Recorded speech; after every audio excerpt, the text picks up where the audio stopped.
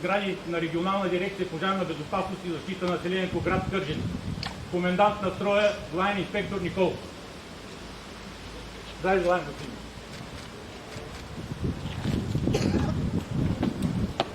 Тази база и тези съоръжения за противопожарна безопасност, чрез благодата на Пресветлия Дух, чрез просвен с тази освещена вода, в името на Отца и Сина и Светия Дух.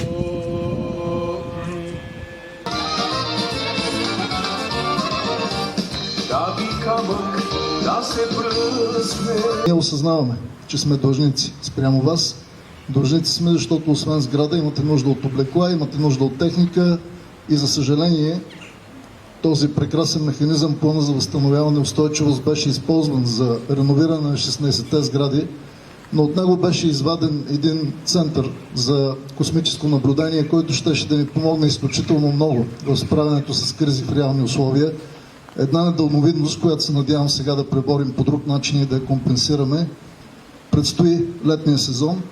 Знаем какви отговорности лежат върху вас. Можете и ще разчитате на пълната ни подкрепа. Ние разчитаме на вашия професионализъм и себеотрицание и от името на ръководството на Министерството ви благодаря за това. Следва.